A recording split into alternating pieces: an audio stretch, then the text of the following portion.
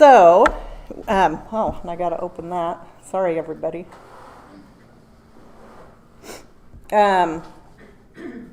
We've been talking about edification, and the first week we looked at it through the light of people that are more susceptible, perhaps, to falling away. And we used the parable of the sower as exampled, that these people, whether their roots aren't strong enough and haven't gone deep enough, or they've been planted in these weeds and are distracted, that God still wants us all to succeed in his kingdom. And he wants us to all grow and be saved. And so we talked about ways that we could edify these type of people, that are described like that. And we all fall into those categories from one time or another.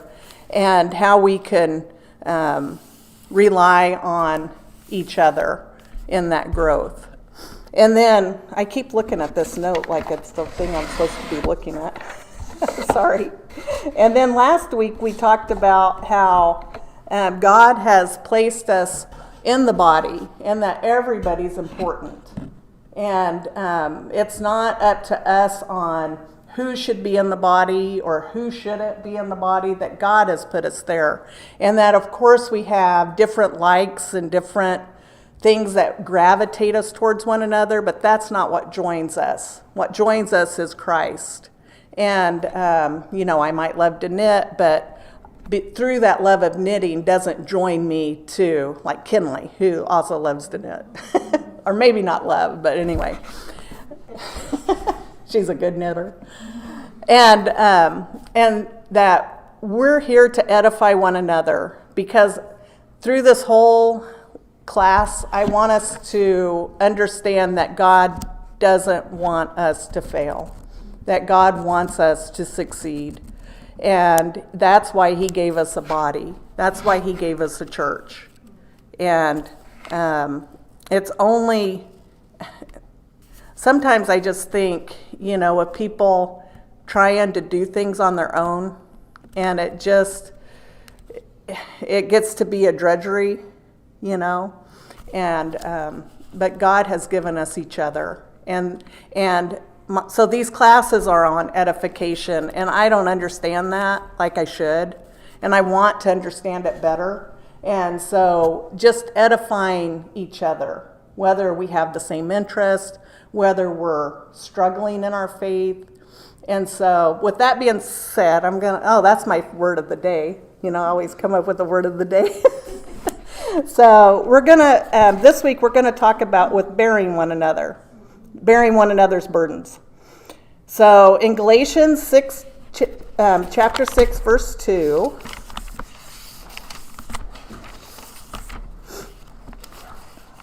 you guys might notice I'm a little tired.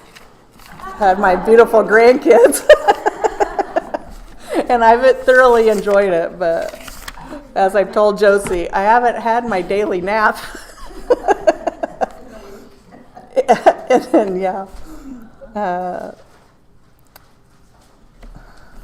see if I can even read this. Galatians 6, verse 2, yeah. Well, let's start in verse 1. Brothers, if anyone is caught in any transgression, you who are spiritual should restore him in a spirit of gentleness. I think these glasses are too weak. Keep watch on yourself, lest you too be tempted. Bear one another's burdens, and so fulfill the law of Christ. So this is what I want to talk about. Bearing each other's burdens.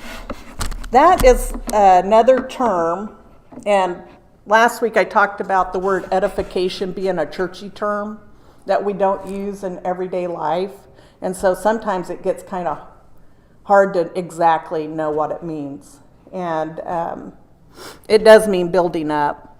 But this, bearing one another's burdens, I think is another kind of church term that we get like, man, I don't really know what that means. So we're going to talk about that a little bit. But first I wanted to give you an illustration of a man struggling carrying a heavy load of grain, and he's taking it to his family, and he's collapsing under the weight. A brother sees his distress and rushes over to help him. He doesn't take the load, but he helps him with it. And so I first wanted to hear some of your thoughts on what you would say bearing someone's burden would be. I know, this is kind of springing it on you. I have a lot of different thoughts, but one that comes to mind just right now is that sometimes I've been in enough distress that it's hard to pray, or somebody else has been, and I've known people who are in so much distress in their life that they can't pray. Mm-hmm. I think we've all kind of been there at some point in time. And just knowing, when I had the blood clots in my lungs, and at first the distress was very deep, and I didn't know how to handle it. And it's interesting because I didn't think about this till this moment, but you came to the hospital and sat and prayed with me, and knowing that other people are praying for mm-hmm. you when you're in distress and don't know what to say or you're struggling is a huge weight lifted. It's a huge burden that's being lifted off of your shoulder, because it's like, somebody's attending to God, to talking to God on your behalf. Mm-hmm. So I think just prayer is a huge burden lifter for people who are in distress, saying, I'm praying for you. Yeah, and that was one of the ones I wrote down, and I was, Rick and I, after this whole ordeal with him, I told Rick, it seems funny because you said just prayer, and I a lot of times have that feeling, all I can do is pray. All I can do is pray for you, because we're helpless. But I told Rick that was really an eye-opener to me, because words just seem so weak. Words seem so, I don't want to say useless, because we know prayer's not useless, so don't think I'm being frivolent with, saying that word. But sometimes words feel useless. Sometimes words feel like, that's not enough, I need to be doing more. And it hit me that those words in their weakness show the power of God. And it really encouraged me to know that God's power is shown through our weakness. And sometimes when, I can't fix it, there's nothing I can do that will fix this problem. But God is big enough to fix it, or God is big enough to care about it. And sometimes we want a problem fixed. I really appreciated Mike's lesson today, because sometimes, and Lauren's sermon last week, sometimes we just want our comfort, and we're like, I don't believe in you, God, just give me comfort. Yeah. And I've even had a friend that says, if I get closer to God and I get more persecution, no thanks. It's not worth it. And they were relying solely on their comfort for their belief. And that is something I think we can all fall into. That it's like, I would rather have, just don't rock the boat. I would rather just have a little bit of comfort. But since you brought that up, Carol, we're going to go ahead and talk about the praying for each other.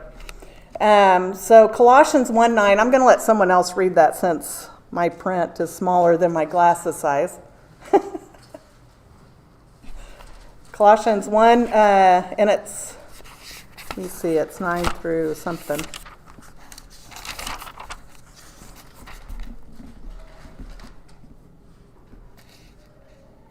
Go ahead and start, and then I'll wave my hand or something.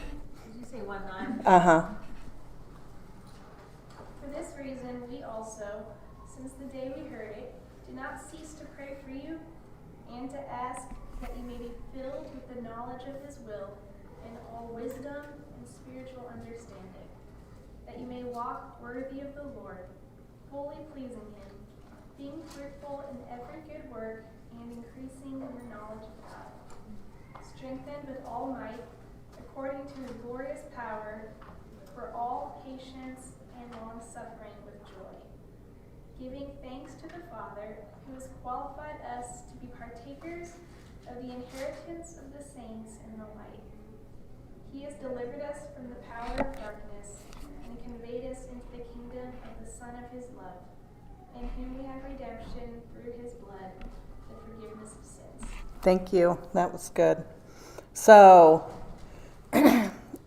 not ceasing to pray for one another.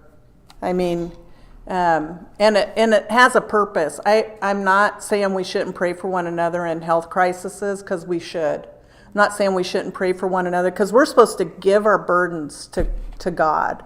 And those burdens, I was thinking about the lady that had the issue with blood, and all she wanted to do was touch the garment of Christ, just to be relieved from that.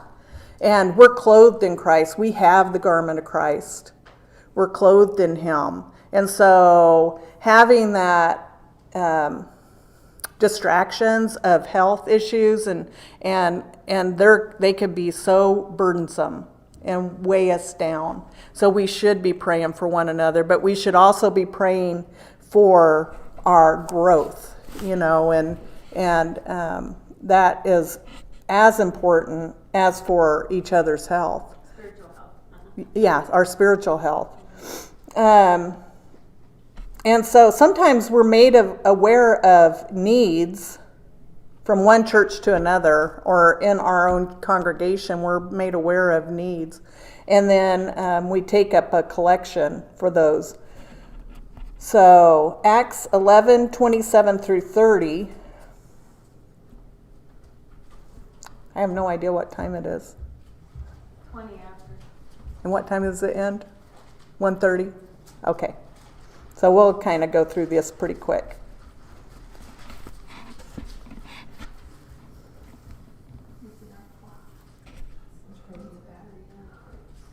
Kinley, do you want to read that? Acts 11:27 to 30.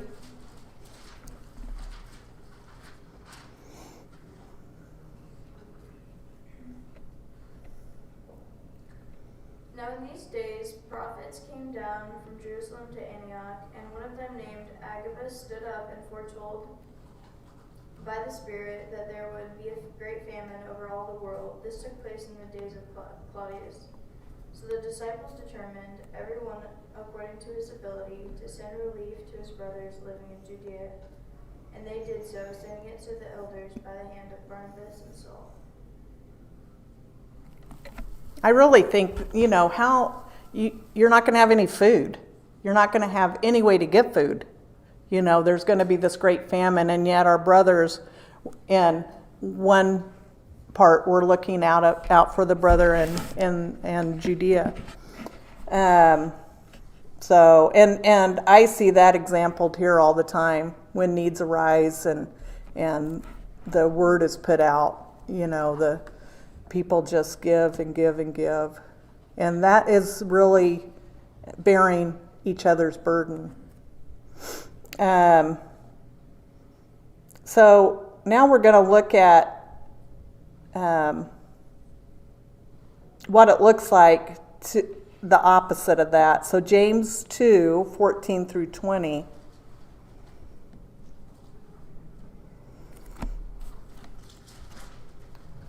Chantel, will you read that? Sure. James 2:14 through 20. Mm-hmm. What good is it, my brothers, if someone says he has faith but does not have works? Can that faith save him?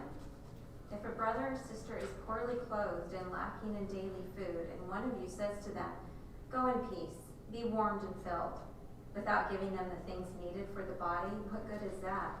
So also faith by itself, if it does not have works, is dead. But someone will say, "You have faith and I have works. Show me your faith apart from your works, and I will show you my faith by my works. You believe that God is one.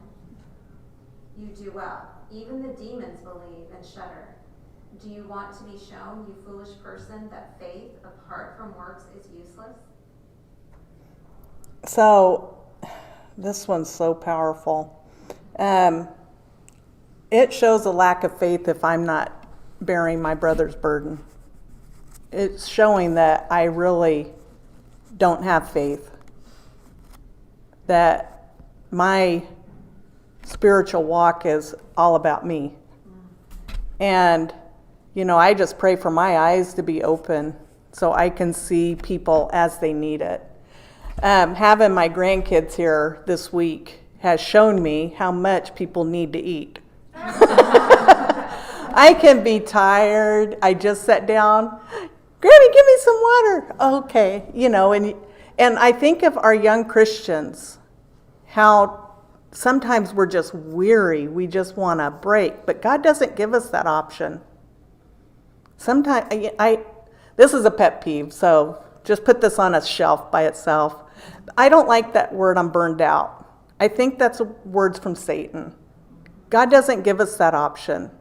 And I think of me as a grandmother, my grandkids coming to me, I'm not going to, boot them to the curb, and tell them, Tired to get you some water. yeah, I'm too tired to get you water.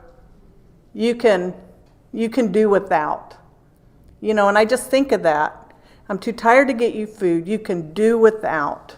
You go to bed hungry, you go to bed thirsty.